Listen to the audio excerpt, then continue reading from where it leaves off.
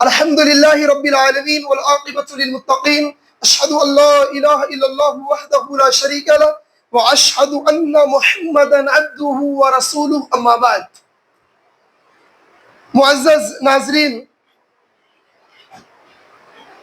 آپ کے سامنے آج تیسرا پارہ پڑھا گیا۔ تیسرے پارے میں دو سورتیں ہیں، سورۃ البقرہ کا آخری سورہ اور سورہ آل عمران کی ابتدائی حصہ۔ تیسرے پارے کے آغاز میں اہم ترین آیت جسے آیت الکرسی کہا جاتا ہے، آیت الکرسی کہا جاتا ہے۔ آیت الکرسی کے کئی فضائل ہیں۔ نمبر ایک، آیت الکرسی میں اللہ رب العالمین کے عظمت کا تذکرہ ہے۔ اس میں 17 بار اللہ رب العالمین کا ذکر ہوا ہے۔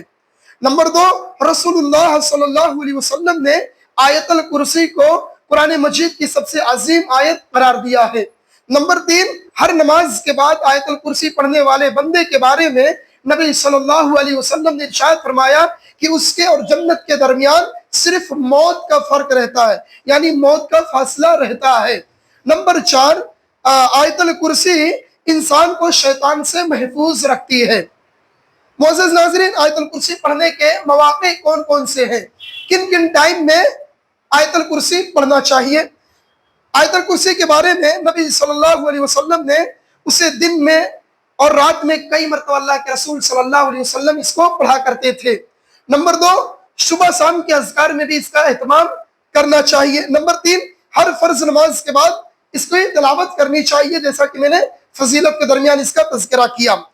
نمبر چار، رات کو سونے سے پہلے اسے پڑھ لینا چاہیے، کیونکہ حدیث میں، صحیح بخاری کی حدیث میں 50180 میں اللہ کے نبی صلی اللہ علیہ وسلم نے بیان کیا کہ جو شخص سونے سے پہلے اس سورہ کی تلاوت کر لیتا ہے، اللہ رب العالمین رات بھر اسے شیطان سے محفوظ رکھتا ہے۔ معزز ناظرین، یہ ہوا آیت الکرسی کی فضیلت اور اس کے مواقع پڑھنے کے۔ اسلام کے قبول کرنے میں کوئی جبر نہیں، اسی آیت کے اندر آئے گا، اسی پارے کے اندر آپ نے دیکھا ہوگا کہ اسلام میں اللہ رب العالمین نے انسان کو آزاد پیدا کیا ہے۔ اسلام قبول کرنے کے حوالے سے اس کے اوپر کوئی جبر نہیں کیا جائے گا۔ اللہ رب العالمین نے رشد و ہدایت اور سرکشی کے راستے واضح کر دیے ہیں، اور بندے کو اختیار دیا ہے کہ جس راستے پر چاہے اس راستے کو وہ اپنا سکتا ہے، اسے اختیار ہے۔ بس فرق یہ ہے کہ اب جس راستے پر چلے گا، انعام والے راستے پہ چلے گا انعام والا راستہ، گمراہی کے راستے پہ چلے گا اس کا عقاب، اس کا عذاب اسے بھگتنا پڑے گا۔ آپ کو دیکھنا ہے تو سورۃ البقرہ کے آیت نمبر 256 کے اندر 256 میں اللہ نے بیان کیا کہ دین میں کوئی زبردستی نہیں، بلا شبہ ہدایت گمراہی سے صاف واضح ہو چکی ہے۔ اللہ تعالیٰ نے دین کے اندر کوئی زور زبردستی کرنے کا حکم نہیں دیا۔ اسی لیے آپ دیکھیے کہ نبی صلی اللہ علیہ وسلم کے چچا موجود تھے، لیکن اللہ کے نبی صلی اللہ علیہ وسلم نے کہا تھا کہ تم اسلام قبول کر لو، لا الہ الا اللہ کا کلمے کا ورد کر لو، مجھے اللہ کے ذات سے امید، اللہ تمہاری مغفرت کر دے گا۔ لیکن انہوں نے کلمہ نہیں پڑھا، آپ صلی اللہ علیہ وسلم نے ان کے ساتھ کوئی زبردستی نہیں کی، لہذا اسلام میں کوئی زور زبردستی نہیں ہے۔ اسی کے بعد اللہ رب العالمین نے رشد و ہدایت اور گمراہی اور سرکشی کی وضاحت کرتے ہوئے دونوں کا ایک عملی نمونہ پیش کیا۔ ہدایت اور گمراہی دونوں کا ایک عملی نمونہ اللہ رب العالمین نے اسی آیت کے اندر پیش کیا۔ آپ دیکھیے سورۃ البقرہ آیت نمبر 258 258 کا کی تلاوت اور اس کا ترجمہ۔ ایک رشد و ہدایت کا مینار سیدنا ابراہیم علیہ السلام ہے، رشد و ہدایت سیدنا ابراہیم علیہ السلام ہے، اور گمراہی کا ایک عملی نمونہ نمرود ہے، جو خود کو کیا کہتا تھا؟ میں رب ہوں لوگوں کا، میں لوگوں کا رب ہوں، اللہ ہوں، میں جو چاہوں وہ کر سکتا ہوں۔ لہذا ابراہیم علیہ السلام نے بتوں کو توڑ دیا، اور بت کے توڑنے کے بعد آپ نے توحید کی دعوت کا آغاز کرنے کے لیے بڑے بت کے کندھے پر کلہاڑی کو لٹکا دیا، اور اس کے بعد جب سارے لوگ میلے سے آئے، قصہ بہت لمبا ہے، جب سب لوگ میلے سے آئے اور لوگوں نے کہا کہ یہ سوائے آزر کے بیٹے کے کسی اور کا کام نہیں ہو سکتا ہے۔ ابراہیم علیہ السلام کے باپ کا نام آزر تھا، جو خود بت بناتا تھا، بت کو بنانے کے بعد بت فروش بھی تھا، بتوں کو بناتا بھی تھا اور بتوں کو بیچتا بھی تھا۔ معزز ناظرین، میں کوشش کرتا ہوں جتنے جلدی ہو سکے تفسیر، لیکن قرآن ہے، دیر اور فاش جلدی ہوتی رہتی ہے، اس کا خیال کیجیے گا۔ لہذا ابراہیم علیہ السلام نے نمرود سے کہا کہ میرا رب، اب دونوں کے درمیان مقابلہ ہوا، کس کے درمیان؟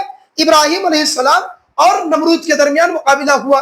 ابراہیم علیہ السلام نے کہا میرا رب وہ ہے جو زندگی دیتا ہے موت دیتا ہے، میرا رب وہ ہے جو موت دیتا ہے زندگی دیتا ہے۔ کہا یہ کون سی بڑی بات ہے؟ ابراہیم علیہ السلام سمجھ گئے کہ یہ بہت بودے عقل کا آدمی ہے، اس کی عقل بہت موٹی ہو چکی ہے۔ اس نے دو آدمیوں کو بلایا، ایک کو مار دیا اور ایک کو چھوڑ دیا، کہا دیکھو یہ میرے اختیار میں ہے، نعوذ باللہ من ذالک۔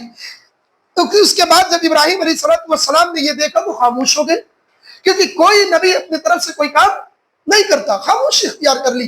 فوری طور پر ابراہیم علیہ السلام کی تائید میں رب کریم نے سورۃ البقرہ آیت نمبر 258 کو نازل کر دیا۔ اللہ رب العالمین نے ابراہیم سے کہا کہ اے ابراہیم تم کہہ دو کہ اللہ میرا رب وہ ہے جو سورج کو مشرق سے نکالتا ہے اور مغرب میں ڈباتا ہے تمہاری ہمت؟ ہے تم یہ کر سکتے ہو؟ تم کسی کو پکڑ کے مار سکتے ہو، کسی کو چھوڑ سکتے ہو، یہ اختیار ہے تمہارے اندر کہ تم سورج کو مشرق سے نکالتا ہے میرا رب، اب تم اسے مغرب سے نکالو اور مشرق میں ڈبا کے دکھا دو اگر آپ کی کیپیسٹی ہے۔ فَبُهِتَ الَّذِي كَفَرَ، اس نے وہ خاموش ہو گیا اور اس کے کچھ بس نہیں چلا۔ لہذا اللہ رب العالمین نے یہاں پر ابراہیم علیہ السلام کی توحید کے اوپر جیت کی، توحید کے اوپر فتح حاصل ہوا، کسے؟ ابراہیم علیہ السلام کا، اور نمرود کے اوپر ابراہیم علیہ السلام کو اللہ رب العالمین نے فتح حاصل دیا اور نمرود شکست کھا گیا۔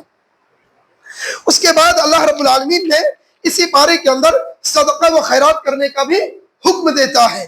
صدقہ اور خیرات کسی بھی معاشرے میں ریڑھ کی ہڈی کی فضیلت رکھتی ہے، صدقہ اور خیرات یہ معاشرے میں ریڑھ کی ہڈی کی حیثیت رکھتی ہے، خصوصاً جب اللہ رب العالمین نے امامت عالم کا منصب جناب محمد رسول اللہ صلی اللہ علیہ وسلم کو عطا کر دیا تو ان کا فرض ہے کہ وہ اپنے معاشرے کے غریب اور کمزور لوگوں کا خیال رکھے اور ان سے تعاون لے اور تیسرے کو دے۔ یعنی اگر اللہ رب العالمین نے ہمیں امت محمدیہ میں داخل کیا ہے تو ہماری ذمہ داری بنتی ہے کہ ہم صدقات سے لوگوں کو فائدہ پہنچائیں، جو یتیم، بیوہ، مسکین، غریب لوگ ہیں ان تک اس صدقات کا فائدہ پہنچائیں۔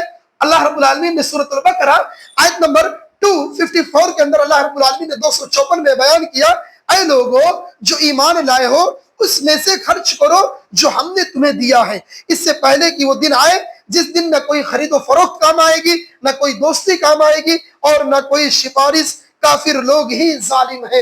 اللہ رب العالمین نے واضح کہہ دیا کہ اس دن کو یاد کرو، آج آپ کے پاس موقع ہے، صدقہ کر سکتے ہو، 100-200 دے سکتے ہو، اس دن کو یاد کرو، یوم لا بیع ولا فیہ خلۃ ولا شفاعۃ والکافرون هم الظالمون۔ اس دن نہ دوست کام آئے گا، نہ تجارت کام آئے گی، نہ کوئی سفارش کام آئے گی۔ لہذا اس دنیا کے اندر جتنا ہو سکے رب کے راستے میں خرچ کر دیا کرو، بالخصوص رمضان المبارک کے مقدس مہینے میں اپنے ہاتھوں کو مزید پھیلا دو اور اپنے جیب کی تنگیوں کو دور کر لو۔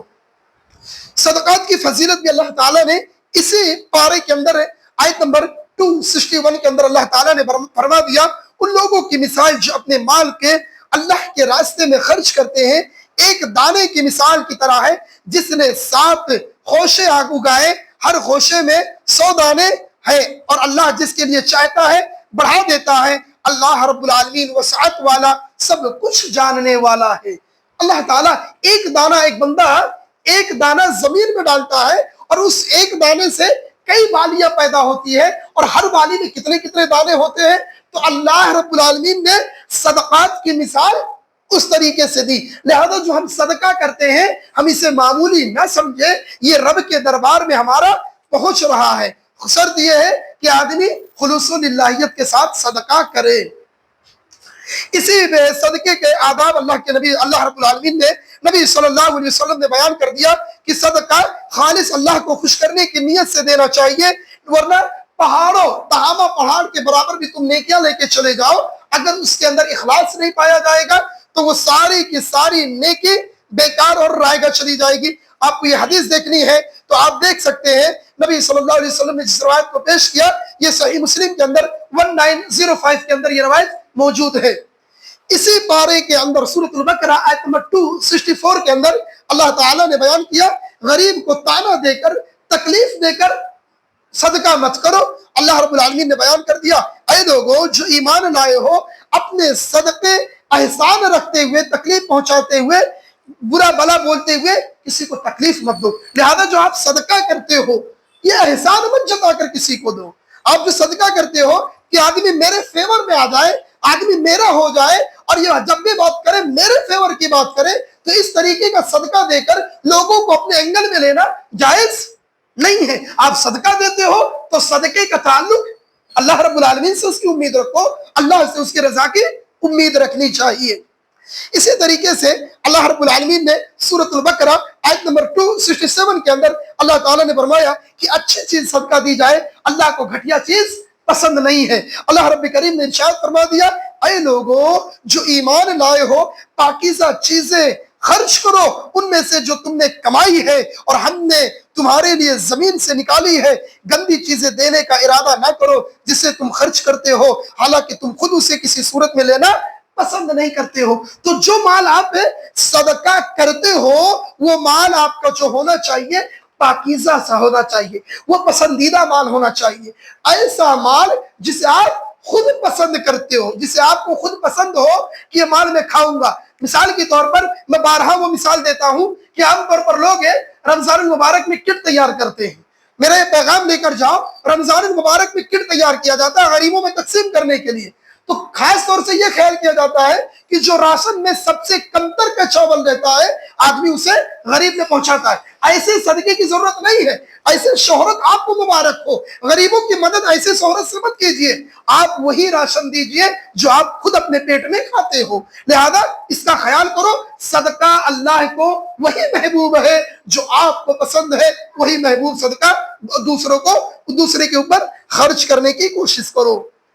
اسی طریقے سے اللہ رب العالمین نے اسی سورۃ البقرہ آیت نمبر 273 کے اندر اللہ تعالیٰ نے بیان کیا کہ مال صرف ان لوگوں کو نہیں دینا چاہیے جو آپ کے دروازے پر مانگنے کے لیے آتے ہیں یا جو غریب کے حوالے سے مشہور ہیں, بلکہ خاص طور سے ان کا خیال کرنا چاہیے جو آپ کے پاس مانگنے کے لیے نہیں آتے ہیں. اللہ نے فرمایا یہ صدقہ ان محتاجوں کے لیے ہے جو اللہ کے راستے میں روکے گئے ہیں, جو زمین میں سفر نہیں کر سکتے, ناواقف ہیں. انہیں سوال سے بچنے کی وجہ سے مالدار سمجھا جاتا ہے, تو ان کی علامت سے پہچان لے گا. وہ لوگوں سے لپٹ کر نہیں مانگتے ہیں. الی آخری آیت, لمبی آیت, اس کا مختصر سا ترجمہ اور اس کا خلاصہ یہ ہے کہ آدمی ایک یہ ہوتا ہے جو آپ کے دروازے پر آیا اور باقاعدہ بڑا بھونگا لگاتا ہے اور کہتا ہے کہ باہر نکلو, میری حلیے کو دیکھو, میرا پیر کٹا ہوا ہے, میں معذور ہوں, میں غریب ہوں. ایک فقیر وہ ہے جو مانگنے کی عادت ہے اس کی, اور ایک بیچارہ وہ ہے جو آپ سے ہاتھ نہیں پھیلاتا,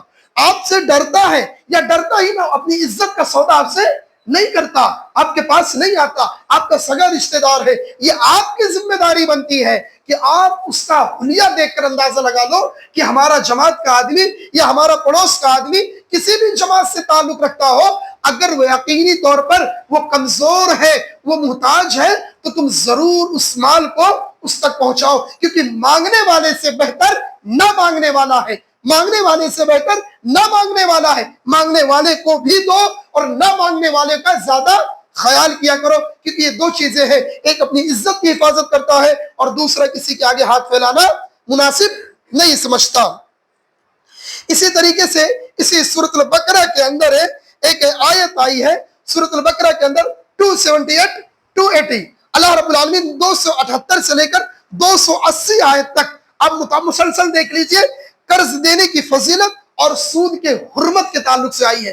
قرض دینا چاہیے, قرض دینا چاہیے. اگر کوئی مجبور حال ہے, کوئی پریشان حال ہے, تو اس کے مجبوری میں کھڑا ہونا چاہیے اور اسے قرض دینا چاہیے. قرض کی فضیلت ہے, لیکن بہت سارے قرضدار ایسے رہتے ہیں جو قرضہ لے کر ہڑپ لیتے ہیں. ایسا نہیں کرنا چاہیے. دوسری بات میں اس کی وضاحت نہیں کروں گا, لہذا قرض دینا چاہیے اور سود سے بچنا چاہیے. سود ایک ناپاک چیز ہے, سود سے انسان کی زندگی تباہ ہو جاتی ہے. سود انسان کو جہنم میں لے جانے کا ذریعہ ہے. سود انسان کے لیے اس کی دنیا اور آخرت دونوں برباد کر دیتی ہے, اور سود سے انسان کے چہرے کی ہنسی اور خوشی دونوں بیکار چلی جاتی ہے. لہذا اگر اللہ نے آپ کو توفیق نہیں دیا ہے, آپ کے پاس طاقت نہیں ہے, 100 روپے میں گزارا کر لو, ایک کپڑے میں گزارا کر لو, لیکن اللہ کے بندو اس رب کے پیغام کو لے کر جاؤ. صدقہ کسی سے قرض مانگ لو, لیکن سود کی طرف اپنے قدم کو مت بڑھاؤ. سود یہ بہت بری صفت ہے. سود سے انسان کی زندگی سے آئی ہوئی ہنسی खुशी, सारी की सारी चीजें खत्म हो जाती है और आदमी मायूस हो जाता है और फिर एंडिंग में ये आता है कि आदमी खुदकुशी के रास्ते को इख्तियार कर लेता है। सूद से बचो और अपने रिश्तेदार को भी सूद से बचाओ। और इस पैगाम को 278 और से लेकर 280 का जो पैगाम आयत में है, अल्लाह रब्बुल आलमीन ने जिस चीज का हुक्म दिया, इस चीज को लोगों को इसका पैगाम दो।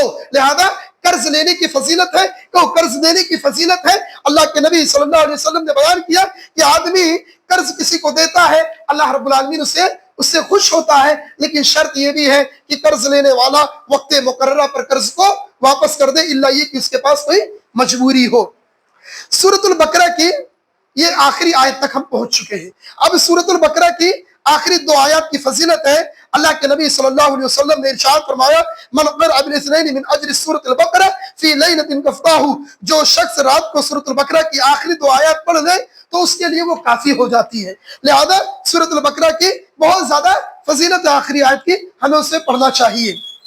अब सूरतुल बकरा के बाद मुकम्मल हमारा सूरतुल बकरा खत्म हो चुका। अब सूरह आले इमरान में हम लोग आ चुके हैं। सूरह आले इमरान ये सूरतुल बकरा के बाद सबसे बड़ी सूरत सूरह आले इमरान है। सूरह आले इमरान का माना होता है बीवी बच्चे के मानने वाले। इमरान सैयदा मरियम अलैहिस्सलातु वस्सलाम के वालिद माजिद और सैयदना ईसा अलैहिस्सलातु वस्सलाम और सैयदना यहिया अलैहिस्सलाम के नाना जान, सैयदना ईसा और यहिया के नाना जान। सूरत आले इमरान में सैयदना इमरान की बीवी बेटी मरियम और नवासों की पैदाइश का तज़किरा है और उनके दामाद सैयदना ज़करिया अलैहिस्सलातु वस्सलाम का तज़किरा है। लिहाजा एक लंबी चीज है इनके किस्से के बारे में, इनके वाकयात के बारे में, कि नजरान के लोग ईसाई मजहब के पैरोकार थे।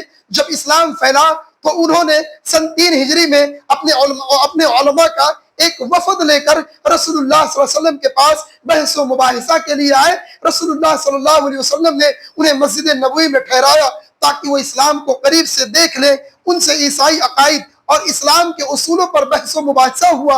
उस वक्त उस सूरत का पहला आधा हिस्सा तकरीबन 3रे पारे के आखिरी आयत तक नाजिल हुआ। इसमें अहले किताब से बहस करने के उसूल और दलाइल का तज़किरा है। सूरत के दूसरे हिस्से में अहले किताब और दूसरे काफिरों पर फतह पाने की तंजीमें और हिदायत दी गई है।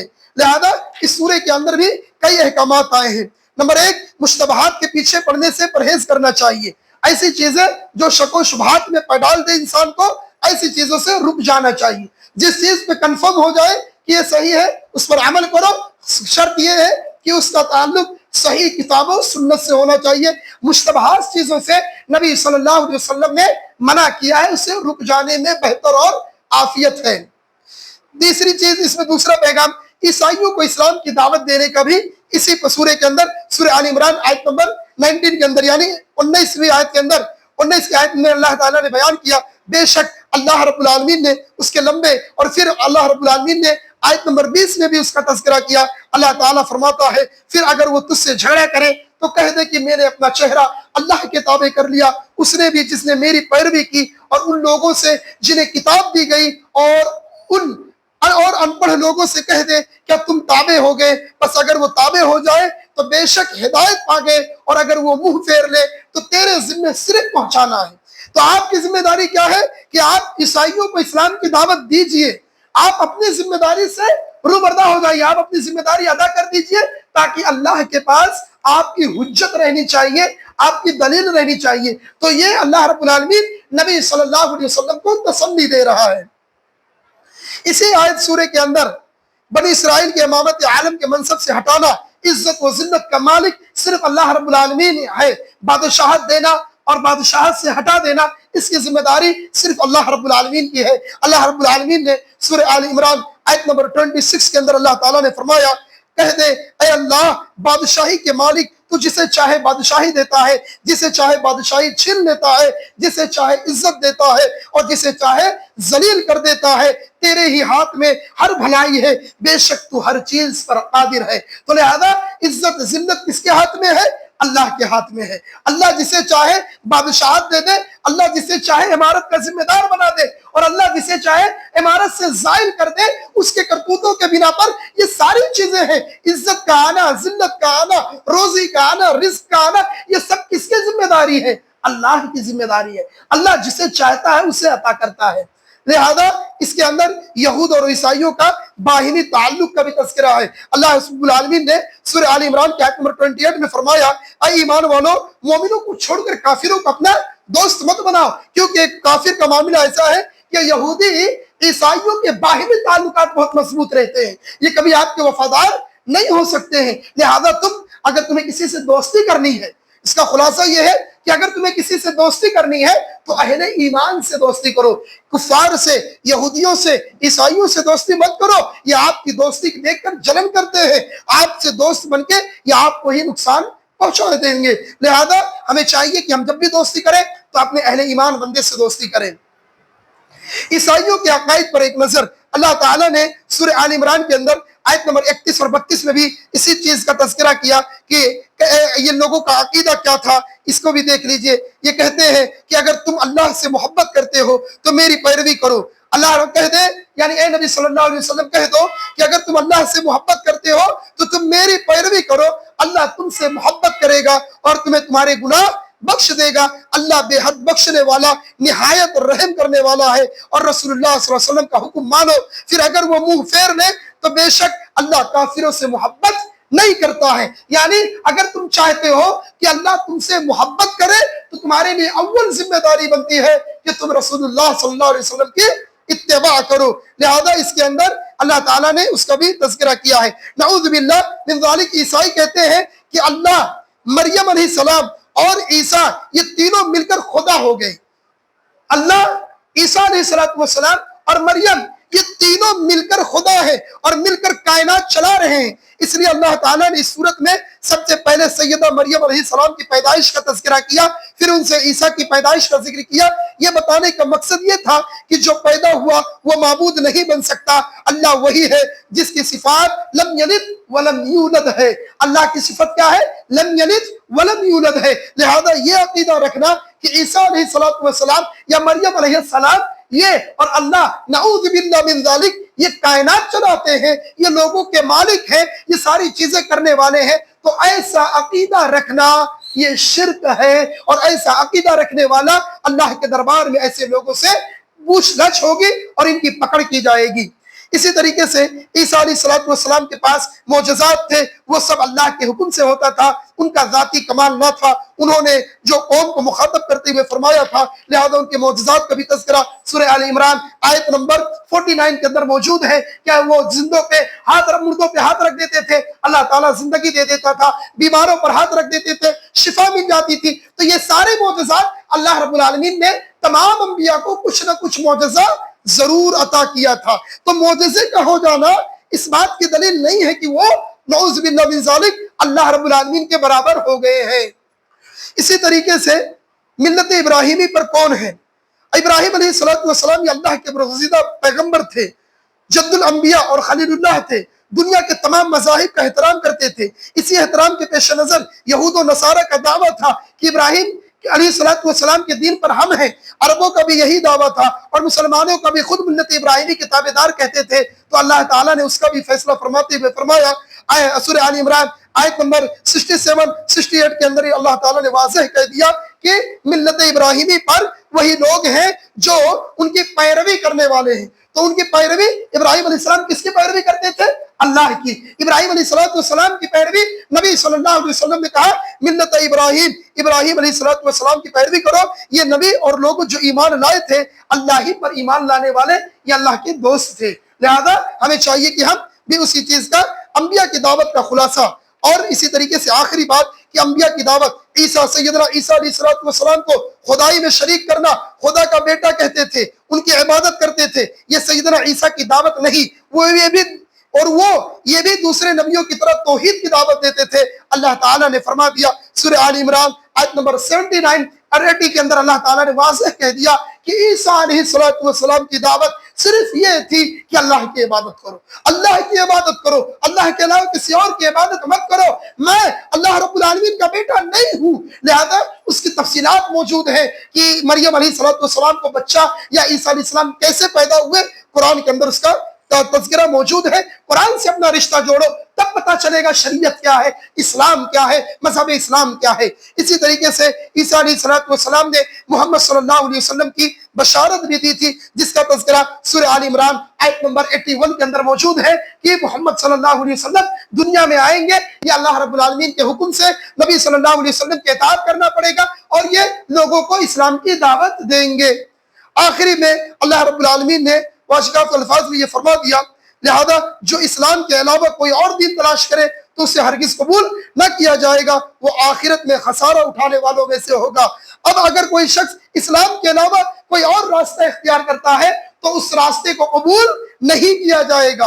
अगर आप चाहते हैं कि आप हिदायत पर रहें, अल्लाह आपसे खुश रहे, तो आपकी जिम्मेदारी बनती है कि सिराती मुस्तकीम का रास्ता अपनाओ। यही रास्ता कामयाबी का है, यही रास्ता भलाई का रास्ता है। लिहाजा अब कौन सा रास्ता है, इसके ताल्लुक से आपको देखना पड़ेगा। इम्मा हदैनाहु सबीला इम्मा शाकिरन व इम्मा कफूरा। लिहाजा हिदायत और शुक्रगुजारी और नाशुक्री दोनों रास्ता अल्लाह ने दे दिया। लिहाजा जब तक हम नबी की और अल्लाह रब्बुल आलमीन के इताअत करते रहेंगे, हमें जिंदगी के अंदर खुशियां मिलती रहेंगी और यही रास्ता कामयाबी का है। अल्लाह से दुआ है कि रब्बे करीम हमें ज्यादा से ज्यादा दीन की खिदमत करने की तौफीक अता फरमा, कुरान करीम से अपना रिश्ता जोड़ने की तौफीक अता फरमा, हमें कुरान करीम से मोहब्बत करने, कुरान की तिलावत करने, उसके मानी मफाहिम को समझने और उसके मुताबिक फैसला करने की तौफीक अता फरमा। ऐ अल्लाह जब तक जिंदगी दे कुरान करीम से मोहब्बत करने, नबी की इताअत करने की तौफीक अता फरमा। आमीन तक़ब्बल या रब्बल आलमीन। सुब्हानक अल्लाहुम्मा बिहम्दिका अशहदु अन ला इलाहा इल्ला अंता अस्तगफिरुका व अतूबु इलैक।